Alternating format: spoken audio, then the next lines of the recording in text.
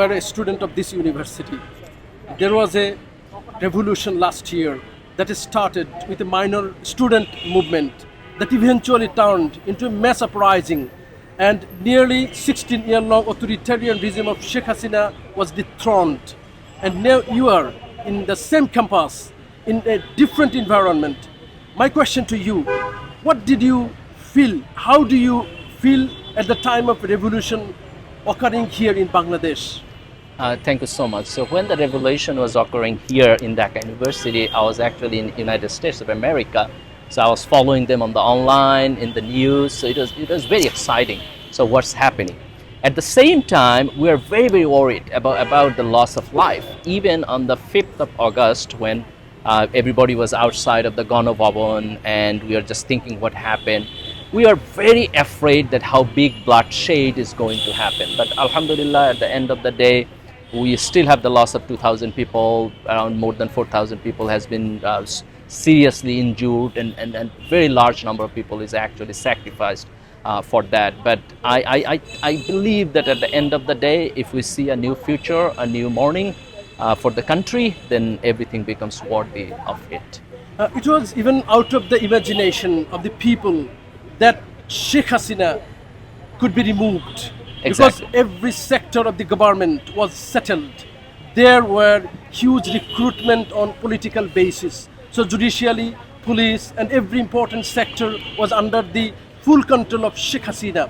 So did you imagine that Sheikh Hasina would be dethroned through a minor student movement? Now, from a theoretical point of view, our analysis went to the point that the way she was working is very hard to control an entire generation of a country by oppression.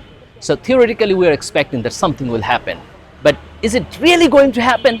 When that question came, right? Yeah, we had a doubt. We really had a doubt.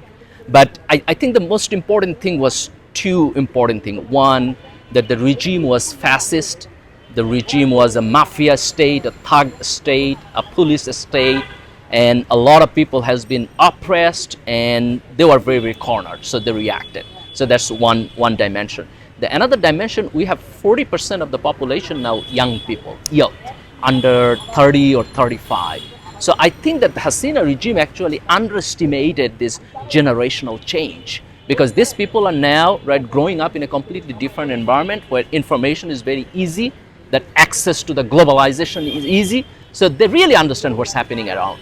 So this entire generation revolted against that regime. So I think that's the most important thing, where we see the hope that despite of the fact that the regime was authoritarian, the police, the civil and military bureaucrats, the businessmen, everybody come on the same nexus to continue on this fascist regime. But at the end of the day, this entire young generation, they won the game. There is a mystery in this case. Galib, you are staying in a country that is considered to be the hub of technology information in United States. You are now living and teaching students. Just imagine, Sheikh Hasina came to power nearly 16 years back, when a child who was 5 or 6 years old, fully child, in the last 15 years, that child is 20 or 21 years old. And educational system was totally changed. So it was predicted that the new generation will be so much addicted to the heroism of Sheikh Mujib and Awami League.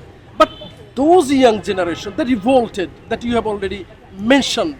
How is it has been possible? I think this is a very important question, and there's just a single answer to this question, that information monopoly that the government tried to do, that failed. Because the people now has many different sources of getting the information.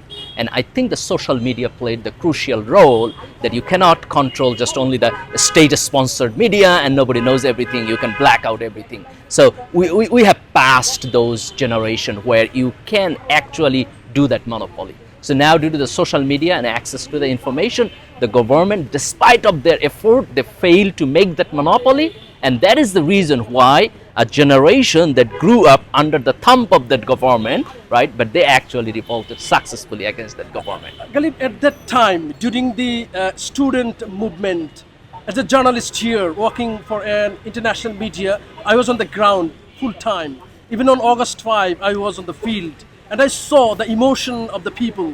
And there were hundreds of thousands of students, young students, who had no political affiliation with any political parties.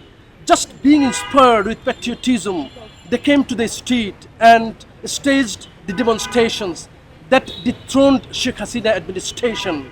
But now we see there is a competition among the political parties to take the credit of the movement. And even there are some efforts from the political leaders to down the image of the students.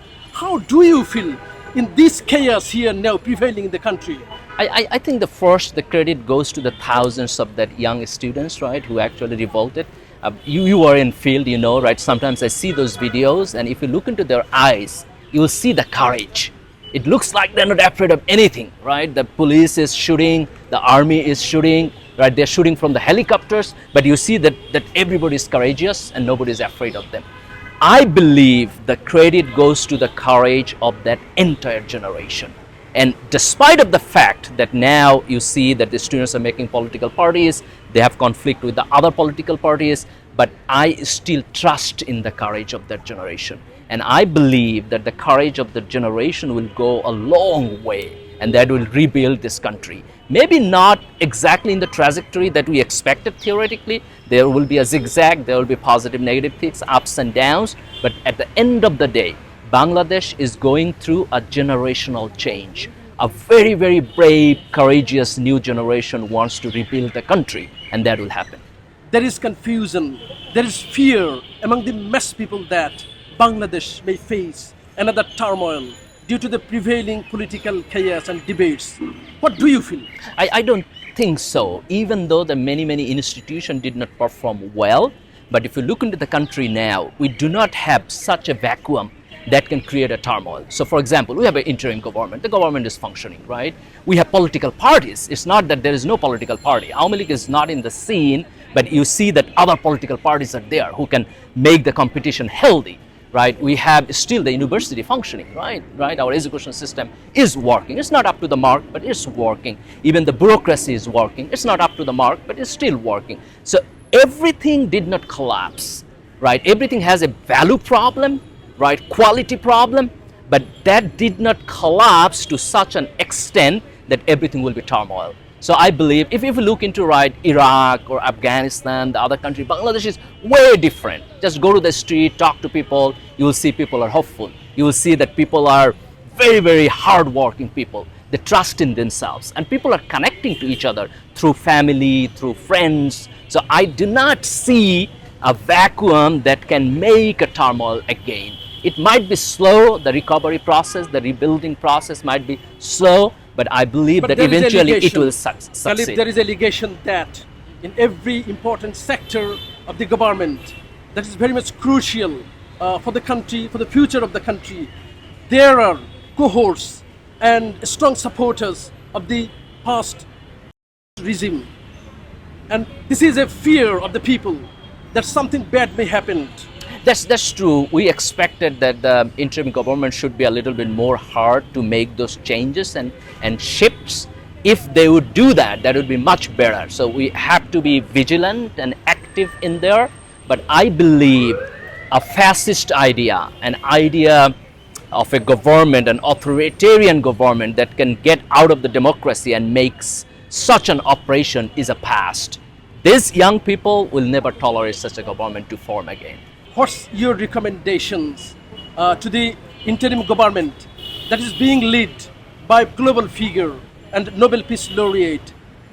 He had a very well and strong connectivity with the global leaders. So what's your recommendations to these leaders?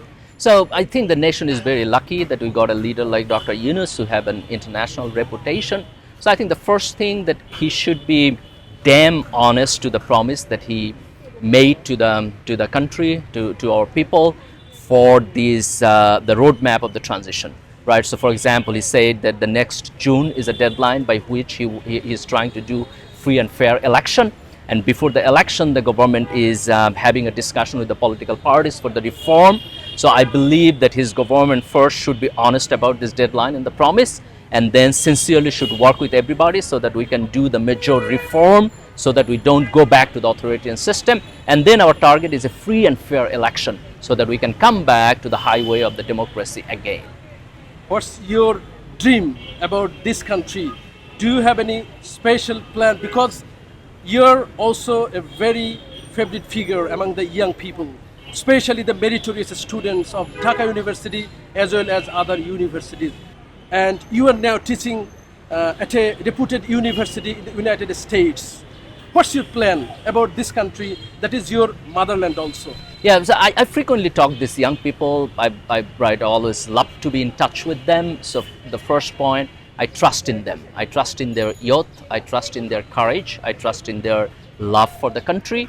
And I believe this young population will be a game changer for us. So my expectation that our political leader will competently lead these young people. And I think, within a decade, we can lead, we can be a lead country of South Asia.